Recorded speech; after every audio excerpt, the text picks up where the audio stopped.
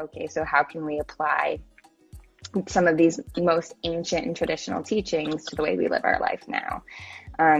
Because it's something that a lot of us are kind of forgetting about or missing out on. And some of these teachings have been around for millenniums, and some of like the most oldest teachings in the entire world. So it's definitely something that it's, in my opinion, like it's a bad idea to bypass them, you know? Like the first rule of yoga is essentially be kind, called ahimsa, nonviolence. And it's like, but so many of us forget that, to be kind. So that's like a summary, I guess, of what I do.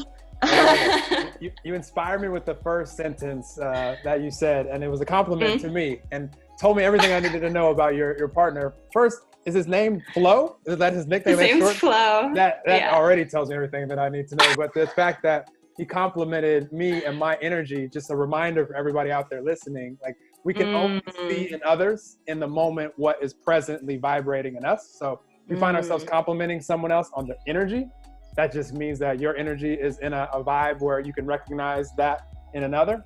Also, side note, if you're criticizing or judging or, slandering someone in that moment, that's what's vibrating in you. So also a great reminder, indicator of what your vibe is in the moment. So tell Flo I said I appreciate it. And awesome.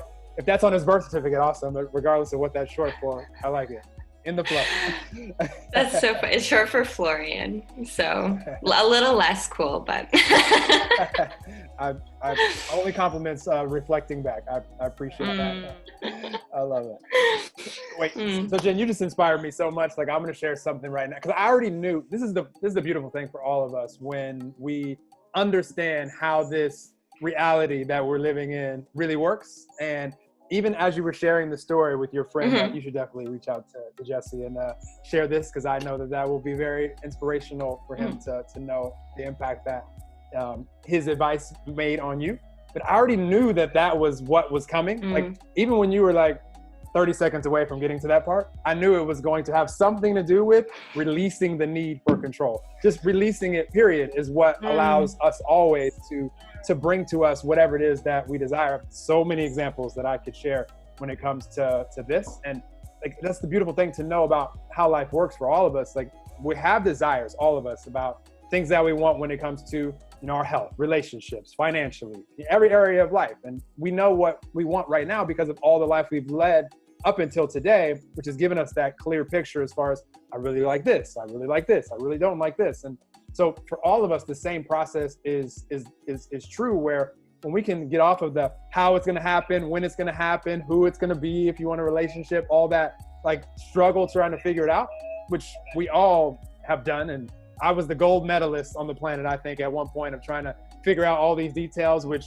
caused so much like present moment, like not feeling good, like depression and all these things. Like it's just rough. Like if we think about all the things that we physically manifested in our lives, how many of us can say we had all the details figured out, and before that physical manifestation, we knew, where we had to go to meet this person, and we knew they were going to give us this idea, and we knew also they were going to tell us to read this book, which would help us, and watch this YouTube video, and then they were going to introduce this friend who we ended up dating, and like none of us have this story figured out. So knowing that life is just one ongoing synchronicity, the fact that we try to figure it out is really, really silly. And when we can release it, that's when the manifestations can find us and things start to happen rapidly in unpredictable ways, like you just described. So awesome reminder for all of us. It's 101, manifestation 101 for all of us. Like have the desire, believe that it's happening, know that it's happening, release the how, when, where, who, release the details, and do what you can do in the moment. Like just bring your full energy to the moment, and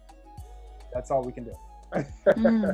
There's actually this one of my teachers, her name's Laura Poole, so if anyone is listening, whether it be now or on replay, and I just feel called to her out, because she's absolutely amazing. And she in one of her books, she has this picture of, there's 3 lines. I don't know if she drew the picture, or I think it may have come from someone else, but there are these 3 lines of people.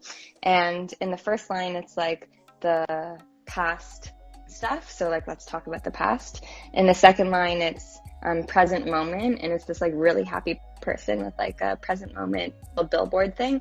And then in the third line, it's another one that says like future readings, and the past and the future lines are full, like there's like 10, 15, 20 people in them, and then in the center line there's nobody there.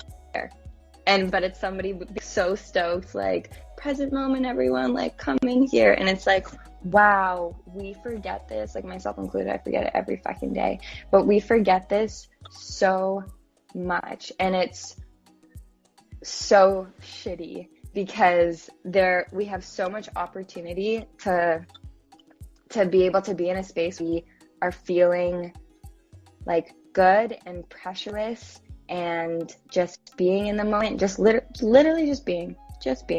And so often we don't do this. And the amount of conversations that I have with myself or with other people, and the amount of angst that arises about the future, or the amount of sadness that reaches from the past. And like, I struggle with this every single day, but it's always an opportunity for growth. Like, I'm still human. I still have my shit that I need to be working through. Yes, I teach yoga and meditation,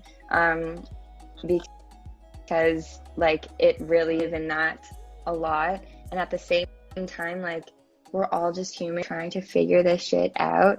And the key to a lot of this is just like what you're saying, living in the present moment. But it's one of the hardest things to do. For some fucking reason, the way that the human mind was just constructed. Why? Do you have the answer to that, Noel? I do. I'm happy you asked. And again, this is my biggest challenge at one point in life, by far. And really, when we realize that all that there is now always, like, we're always in like this permanent moment of now. And so if we can just get to the point where like all we're bringing is like, what version of Noel am I bringing to this moment here and now? What version of Jenn are you bringing to this here and now? Because really all that we can truly control, like, what's my vibe going to be right now? And it doesn't matter if you were in a good mood yesterday or if you're going to be in a great mood tomorrow. If right now I'm in a crap mood and I'm like arguing with people and yelling at people and just in an energy where none of us would really say that I love feeling like this, then just know that day is going to be a rough day. Nobody's going to get home from a day like that and say, this is the most amazing day ever. Like, I met all these cool people and all these awesome synchronicities happen. No, that's the drama scene in the movie. Like, that's our life in those days where we choose to, because it is a choice where we live like that. Now, here's the good news for all of us, and great news for Jenn and great news for me and for all of you guys out there. Once we become aware of this, once we are noticing that I've been really anxious about things that are happening in the future, because there's a time in my life and in Jenn's life, I'm sure, where we weren't even realizing why I've been in a crap mood all week, why it's been in such a rough month, why this year hasn't really gone that well, is because I spent most of it worrying about the future and not bringing my best version of me into this moment. I wasn't aware of it. I wasn't paying attention. It was just something that, as a human being, we get into these habits where by the time we turn 30, they've done studies now that almost 98% of our thoughts are habitual. So, we have 70,000 thoughts per day, and 98% of them you get, they're going to be very similar to the ones you had yesterday. So the same things you're worried about yesterday, you'll be worried about tomorrow and the next day until you become aware of it. Now we can rewire the brain and actually catch it when we start finding ourselves being anxious. Like, oh, I already know where this is going if I keep thinking about this. And if we choose to just continue to be anxious, all good. Like, we're going to have that as part of the human experience as well. This is what sparks the desires for us to be like, okay, this has been really rough thinking about this. The last time that I just released this type of thing, all these awesome things, all these awesome synchronicities started happening, like Jenn described a minute ago. So the awareness part, I always tell people, like, once we're aware, we're 99% of the way there with everything in life. The 1% is always the choice that we make in the moment, which that's going to always be an eternal choice of right now. And that's part of the human experience. None of us are going to choose to be 100% present every moment of every day for our whole lives. And we wouldn't want to be, because we need some of these challenges so that we can have the desire to go focus on whatever it is that we want.